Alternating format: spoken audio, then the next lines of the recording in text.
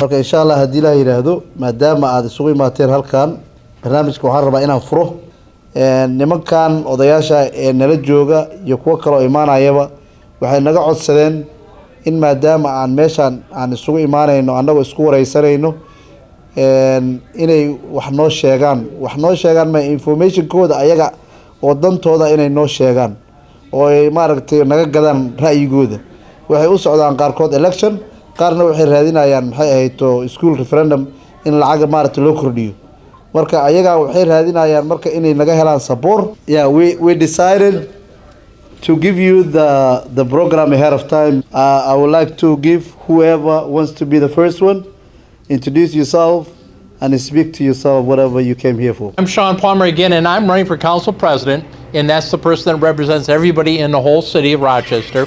I was elected in 2018 with your help. If I didn't have the chief and everybody on my side helping me knock on doors, if I had not been to the mosque, I would not have been able to get elected. So I appreciate that, and I say thank you for your help on that. I've been always open. The chief and I have a good relationship. We talk a lot, and he's guided me in the right direction, and I appreciate that. He's I don't know if you know him well enough, but he's kind of shy. And so I was born and raised in Rochester. I know everybody from the Dan Abram Healthy Living Center. And so Rochester is important, and you guys are important to Rochester, and we need to grow together. And I'm looking forward for that. So once I'm elected as council president, we will be setting the agenda for what we need to do and how do we help everybody in Rochester. And for me, running for council president, I've been on the city council for 6 years. It's an experience you learn on the city council, and if you're going to be the president, you need to have that experience. And my opponent does not have that experience. He's never been in government. And so it's tough if you don't know how it works and what you need to do. And I've been out in the community with you guys, and that's what I want to represent. So thank you. Good evening. I'm Trip Welch, and I'm honored and humbled to have this opportunity to meet with you all tonight. I'm running for Rochester City Council Ward 2, which is essentially the heart of the city. So Country Club Manor, Sunset Terrace, Kutsky Park, Old Pill Hill, that area. Trip Welch. My wife and I came to Rochester about 30 years ago. And much like many people, we were kind of checking it out. We were from the East Coast, and we thought we would probably end up returning. But we ended up falling in love with this city. And part of the reason that we fell in love with this city because we found it so inviting and opening. It was easy to get involved in many different things. So I've had the opportunity to work on housing, childcare, youth sports. So through all of that, I realized that helped me become a better version of myself. And so now I'd like the opportunity to make Rochester a better version of itself. For employment, I work at Mayo Clinic, and I'm administrator in charge of the program in professionalism and values. But I've done many roles there. I was in charge of patient experience. I was in charge of employee experience, many different roles. And all of those opportunities have helped me hone my leadership skills. And what I've learned through all of that is by listening to people, we can really find the good and the way to advance and elevate everyone, their voice in what's going on in the community, and their willingness to also kind of lean in and help us become a better city. Hello everybody, I'm Mark Schlusner, running for City Council Ward 6. Some of you may have known me from the past when I was previously elected to the school board here in Rochester, trying to do what I could do for our community with the students in the schools, but now for the citizens of Ward 6. Which is kind of northwest, north central Rochester. I was born and raised here in Rochester. I've spent most of my life here. I was away for a while, for 5 years or so. I was in the military down in Kentucky. I raised my daughters here. They went through the public schools here. I've done as much as I can do for the youth in our city, but for the longest time I've also been very involved and interested in the city as well. I'm very familiar with planning and zoning, for example, city mechanics, governance. I've served on a number of boards of directors. And kind of my big thing for the city of Rochester, especially having grown up here, is I've always felt we're a city that tries to be a very welcoming and open community, which is, I think, one of the strengths that we have. But I also understand that we all have limited budgets that we can live on from our own family lifestyle. It's great that we want to do as much as we can. We want to be as warm and welcoming as we can and bring services to our citizens, but we need to do it on a budget that doesn't make people more poor than they already are. So that's kind of the big thing for me, being safe, warm, welcoming, but also trying to save money where we can and being quite honestly transparent about it as well. So I think when you need to go to the citizens to ask for more, if they understand where the money is being spent or how the money is being spent, there's generally more acceptance and understanding in that. And that's kind of true for anything when you talk about a governing body, whenever anything is going on. Thank you. Hello, my name is Bob Hopkins, and I'm running for County Commissioner in District 6. District 6 includes where we are right now, so it's a big chunk of southwest Rochester, all the way down to 40th Street, including most of east of Broadway. I own Allegra Marketing Print Mail. Many of you I've worked with over the years. You do business with our business. Just for my background, I'm a Navy veteran, former government executive. I worked in the federal government for over 20 years. And I'm a business owner here in Rochester. We've moved here a number of years ago and started our business. You know, my wife is a native from Rochester, but we've really grown to love the community. And I feel as though this is a perfect opportunity for me to use the experience that I've had, both in service in the United States Navy, as well as in federal government, as well as what I've learned as a local business person, because I deal with every community every single day, right? And I know that if you're gonna work and build a business in this town, you have to get to know everyone in the community, and you have to build trust within those communities. And so that's something that I've worked on from day one, and something that I want to bring to the job as a county commissioner here in Olmsted County. So I know that one thing that we do have is we're going to be growing for a number of years with the huge investment that Mayo Clinic is making downtown. So growth is a nice problem to have, but it also requires everyone to have a say. Everyone needs to know exactly what's happening. Everyone needs to have a voice. Everyone needs to be a part of that process. Because if people are left out, if we're not communicating properly, then a lack of trust exists. And the most important thing that we could do is continue to build trust with all of our communities, including the immigrant communities, the business community, every kind of community that you can imagine here within Rochester and Olmsted County. So I hope to help build that trust and help with that transparency. And I look forward to your support. Thank you. My name's Andy Fredericks, and I'm probably a little different. I haven't worked in government in the past. I've worked in the private sector my whole life. I grew up on a farm, and I grew up not very fortunate. We were homeless for about a half a year in 1986, and I got to see things from a lot of different angles going through that part of my life. I'm going to ask you guys this. Do any of you live out on Marion Road? Do any of you live out on Marion Road? Raise your hand if you do. Okay. Are you familiar with the Marion Apartments? It used to be the Homestead Motel. Okay, remember that was a real drug-infested, bad property? All right, I purchased that, and I turned it into the Marion Apartments when it was the Homestead Motel. That's what I do. Do any of you go to the mosque downtown on Broadway? Raise your hand if you go to the mosque downtown on Broadway. Okay. All right, great, great. I see a lot of you there. That was a leading question. I know a lot of your faces. I see you there. I've spent a lot of time downtown for the last 17 years. That's part of my ward. Your mosque is part of my ward, okay? Are you familiar with the building called the Parker? The Parker. Used to be the old Civic Inn. That was a drug-infested, terrible place you won't want your kids near, okay? We purchased that 12 years ago. We cleaned that up and turned it into a nice, affordable living option. A lot of students live there, you guys. A lot of students, people from all over the world live in that building, okay? It's their small rooms. It really fits a need for people that need affordable living close to the clinic downtown. That's what we do. We repurpose old buildings, okay? I've spoke to a few of you out in front of the Marion, actually, through the years, because you were looking for another location for a mosque in the city of Rochester in the southeast quadrant of town. So I visited with a few of you at that time as well, because I was remodeling and repurposing the building on 3rd Avenue called the Workshop Food Hall and Bar. Maybe some of you have eaten there. My wife and I did that project as well. We built that out and opened that up to the community 3 years ago. We did sell that property in January, though. I just want to be clear. We sold that in January as I was getting ready to run for city council. I'm more than happy to visit with you at any time, you guys. I've enjoyed visiting with you in the past, and ladies in the back. So thanks for having us here tonight. I do look forward to representing you well in the southeast corner of Rochester. You were elected to represent Ward 4 in Rochester, Minnesota. She said, tree canopy within the city. She was concerned about the trees. I'm concerned about you. Number one, I'm concerned about your families. I'm a father of 6. You want to have safety for your family. You want the ability to raise your family in the manner that you want to raise your family. You don't need the city or any government entity getting in the way of how you want to raise your family. Family first, okay?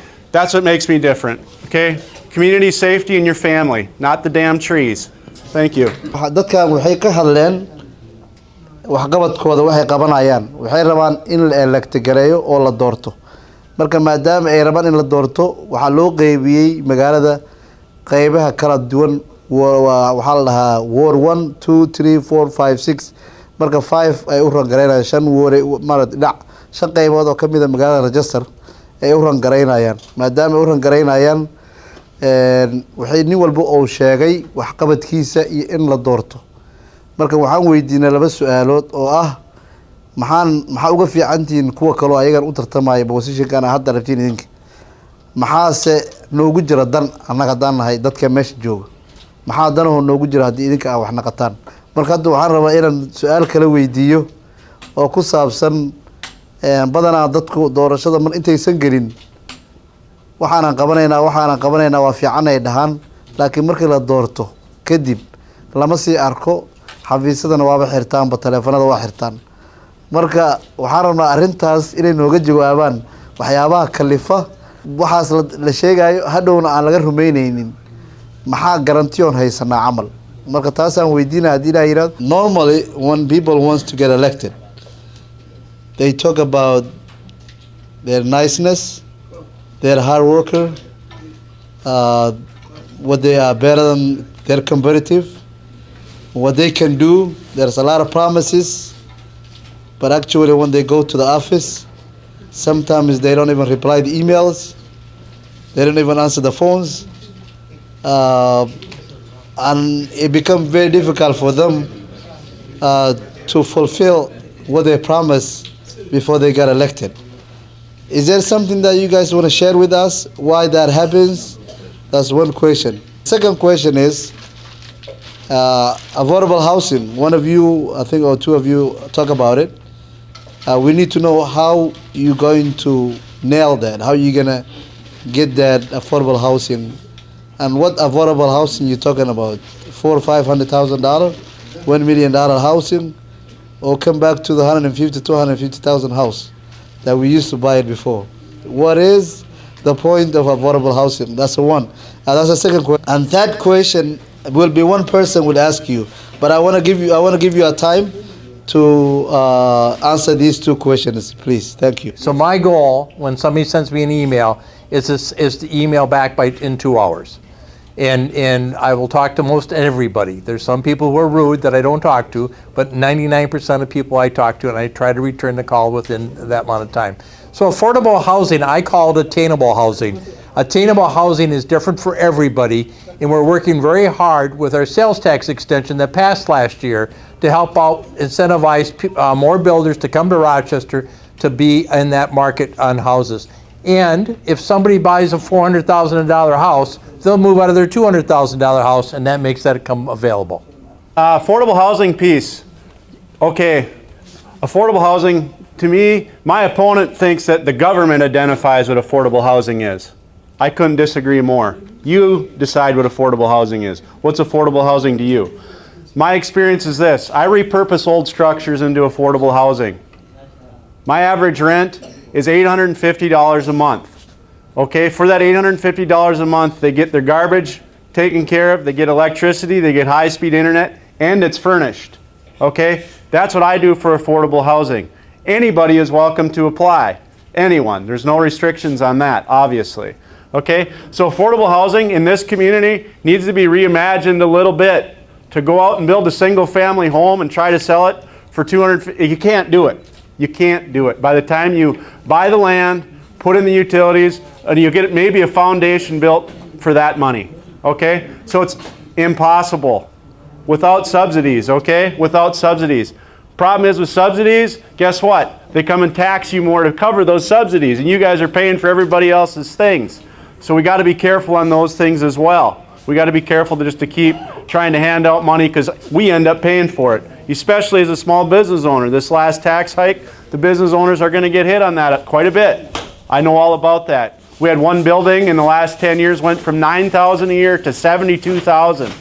Okay? We're paying for those things. When you sign up to do this job, you're signing up saying, I'm going to represent each and every one of you. So if you reach out to me with an email or a phone call, my job is to communicate with you. Now, he's saying 2 hours. He must sit on his phone all the time. He ain't going to get much work done sitting on his phone all the time. You're going to hear back from me within the day, within 24 hours. What I do is I check it. I don't sit on my phone. What I do is I check it in the morning before at 5 o'clock when I'm using the bathroom. But I check the phone then I check it at noon again, then I check it at the end of the day. Okay, that's my rhythm, and I return everybody right at that time. Not a big deal. Phone call, if you leave me a voicemail, I'm calling you back. And my number is right on my website. I'm easy to find. If you Google my name, it's everywhere on the internet. But I'm more than happy to share my phone number with you if you want it. What I can say, one of the things that I've learned, certainly as a business owner, is that if you don't have customer service, you're not going to have customers. And I take that with me into this role as a county commissioner. Because if I'm not returning those calls, I'm not going to get elected. Right? I'm not going to be able to do the primary responsibility for which I was elected. And that was serve my customers. And all of you are my customers. When I'm in that role, that's my main focus. I won't forget that. Believe me. Secondly, when it comes to affordable housing, I recently put out a proposal. Put out a press release, I'd be happy to share it with all of you, where I proposed that Olmsted County provide a 1-year tax holiday for first-time home buyers. So somebody comes in, and that's for homes under, not $100,000, like $1 million or $700,000, but $400,000 or less, right? So for homes $400,000 or less that you are buying for the first time in Olmsted County, you would receive a 1-year tax holiday. What is that worth to you? We all know that it's very hard to buy a home today. It's a lot of money. It's very stressful, right? But if you're saving yourself $3,000 in that first year, and that is what you could save, upwards of $3,000 on the average value of a home here in Rochester, in Olmsted County, you could save $3,000. What would that go towards? It might go towards child care. It might buy some of the things that you need for a home. It might pay for new tools or, fixing a car. It could be any kind of expense that you might experience in that first year of home ownership where it's so critical that you have some extra funds to get through, especially after having first bought that home. That also would apply to people who are within 80% of AMI. That's for a single family household, for a single person household, that is an income of around $65,000. They would apply for that first year of a tax holiday in Olmsted County. So it's something I would work on very hard from the very beginning, and it would be something I would work on from day one to make sure that that happens. Of course, I'm not the only voice on the county commission. I would be one of 7 other people, but it is something that would be my first priority. Thank you. Everybody, again, Mark Solicitor Ray for Ward 6, not to be confused with District 6. Accessibility and affordability. So, accessibility, my normal day job is I'm a software engineer and I live in Outlook. So I am unfortunately living and breathing emails and communication 8 hours or more a day. So from a response point of view, for me, email is best because that's what I do all day. Certainly take phone calls as well, and I will guarantee I'll get back within 24 hours. That's part of my professional job, and that's just what I do. And that's important. And one of the other things that hasn't been mentioned that I want to do as well is not everybody likes to communicate via email or via phone call. I want to try to set up a regular meeting, probably once a quarter, at a business somewhere within my ward. There's a few nice restaurants where you could just come and talk to me. Let's get together, let's have a conversation. I want to hear what your concerns are. Again, it's just acknowledging that people communicate in different ways, so I want to provide all forms. From a housing affordability point of view, one of the things I did not mention, my wife is from Mexico. We're working through an immigration process. Anybody else here have the love for the fast USCIS process that this government has? Well, I'm working through that right now, and it's interesting when you get outside the United States and you go to other countries and you see what housing is like. I think we need to possibly reimagine what we consider as affordable housing here in Rochester and Minnesota. Houses don't need to be grand and grandiose, but they need to be homes. They need to be somewhere where a family can go, and they do need to be affordable. And I think there's some innovative and creative ideas that we could have that we could do more with less money, because we want to be able to help as many as we can with the funds that we have while not costing too much to everybody else. So those are kind of my thoughts on affordability and accessibility. So I'll start with the communication one. I pride myself on being someone who's always out in the community, and so my preference is that you would just walk up and start a conversation and we can talk about it then. But like Andy and others, send me an email, give me a call. I'll return it within 24 hours because I do have work that they'll do in between. With regard to affordability, look, my competitor and others want to really focus on the downtown area. That property is 10 times the cost of some of the areas on the outskirts of the city. We need to find more ways to build affordable houses, adopt new technologies sooner that reduce the cost of construction. But one thing I'd also like to add is it's also about being able to remain in that home.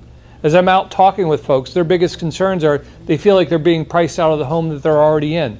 They can't afford to stay. So we need to look at both sides of affordable housing, not just getting into it, but helping people stay where they want to live. Thank you, guys. We appreciate your time, and also the time that you came here and shared with your experience and what you have to do for our community, or all our community. We are same community in Rochester. Thank you. We're gonna take your information, and we're gonna let you guys have other stuff you have to do for the day. Thank you for the hospitality. I'm so pleased to be able to join you in this space, and thank you, Saeed, for the invitation. There's some information that's being passed around both in English and in Somali to provide some information about this referendum that I'll just speak about a little bit, and then of course if there's any questions I'm happy to take some time for that as well. But essentially, Rochester right now is at a crossroads for what kind of community we are going to become. And the reason we're at this crossroads is because this November there is a referendum question on the ballot where if approved, the school district would receive $1,133 more per student that is actually enrolled in the district. That means an additional $19.4 million for the school district that will affect its budget for next year, the 2025-26 school year. The reason that this is such an important decision for this community is because right now, the projected deficit for Rochester Public Schools beginning next year is $19.4 million. What that means is, if this referendum does not pass, it will be necessary to cut $19.4 million from the school district's budget beginning next year.